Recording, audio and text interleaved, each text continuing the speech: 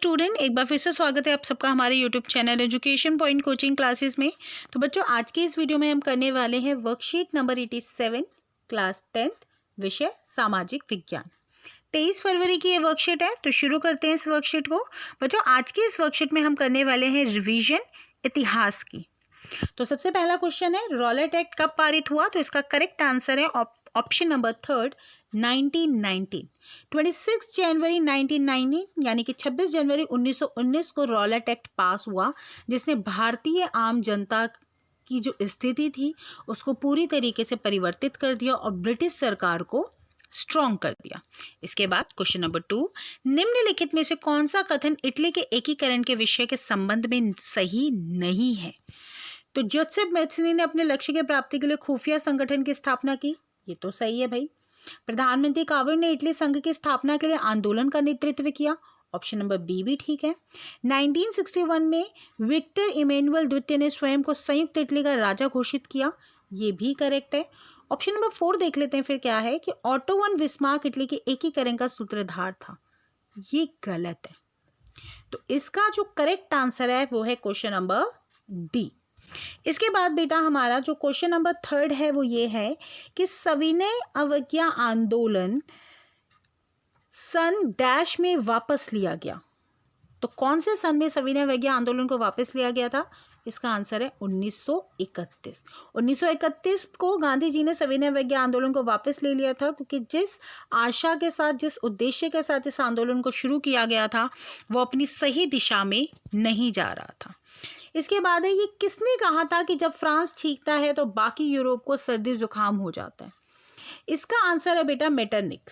Metternich वो है जिसने बोला था कि अगर एक बार फ्रांस छींकता है तो पूरे यूरोप को सर्दी जुकाम हो जाता है। अर्थात जो चीज़ अगर फ्रांस में जरा सी भी हलचल होती है ना, तो उसका जो असर है वो पूरे यूरोप में देखने को मिलता है। वैसे आपको यहाँ पे 1 मार्क का दिया हुआ है, पर ये क्वेश्चन 5 मार्क्स का आता है कि आपको इस लाइन को एक्सप्लेन करना होता है।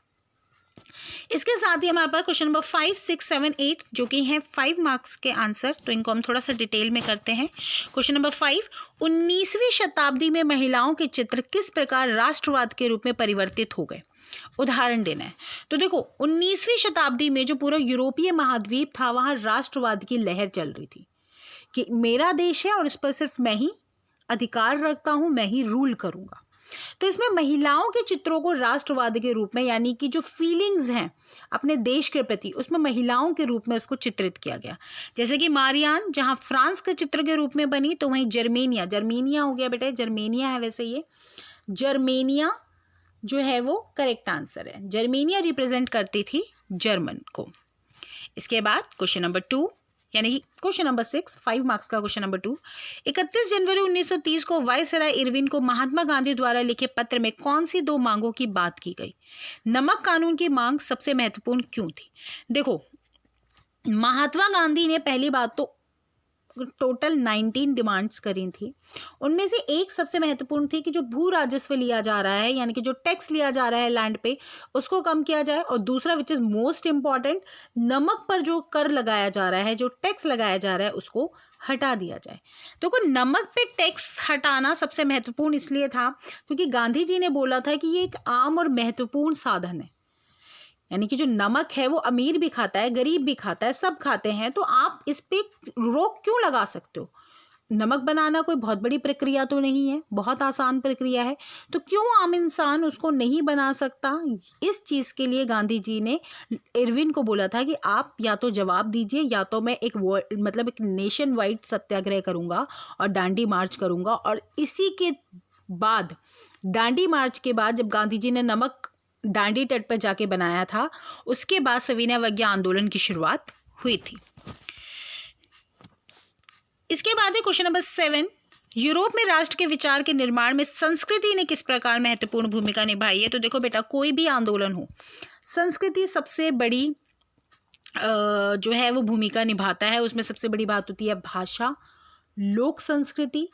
तो जर्मनी के एक दार्शनिक योहाना गॉटफ्रीड हर्डल ने बोला भी था कि धर्म सबसे बड़ा रोल प्ले करता है किसी भी संस्कृति को बचाने के लिए या किसी भी राष्ट्रवाद के निर्माण के लिए। वहीं अगर बात की जाए संगीत की, तो कैरोल नाम के एक पॉलिश नागरिक था जिसने बोला था कि संगीत बहुत बड़ा रोल प्ले कर सकता है लोगों को इकट्ठा करने में। तो इस हिसाब से हम कह सकते हैं कि संस्कृति ने बहुत बड़ा रोल प्ले किया है राष्ट्रवाद के निर्माण में। अलूरी सीताराम राजू कौन था? असहयोग आंदोलन में उनका योगदान, मोस्ट इंपॉर्टेंट क्वेश्चन, बहुत बढ़िया क्वेश्चन। तो अलूरी सीताराम राजू की अगर बात की जाए तो उस समय पे तत्कालीन भारतीय स्वतंत्रता संग्राम के क्रांतिकारी थे। सबसे बड़ी बात, महात्मा गांधी के विचारों का बहुत प्रभाव था इनके ऊपर, वे गांधी जी के बहुत बड़े समर्थक थे। तो वहीं अलूरी सीताराम राजू ने गुरिल्ला आंदोलन जो कि हुआ था आंध्र प्रदेश में, उसमें बहुत बड़ी भूमिका निभाई और लोगों का पथ प्रदर्शन किया। ये बोलते थे कि इनके पास कुछ चमत्कारी शक्तियां हैं कि इनको अगर फांसी पे भी चढ़ा दिया जाएगा तो इनको कुछ नहीं होगा, लेकिन बाद में इनको फांसी लगा दी गई थी और इनकी डेथ हो गई थी। लेकिन अगर बोला जाए आंदोलन में तो इनका बहुत बड़ा योगदान रहा है भारतीय आंदोलन में, स्पेशली आंध्र प्रदेश में। तो बेटा इसी के साथ हमारी ये वर्कशीट पूरी होती है। अच्छे क्वेश्चन थे, इंपॉर्टेंट क्वेश्चन थे, इनको ध्यान से करना है। मिलते हैं नेक्स्ट वीडियो में, तब तक पढ़ाई जारी रखिए। Thank you so much.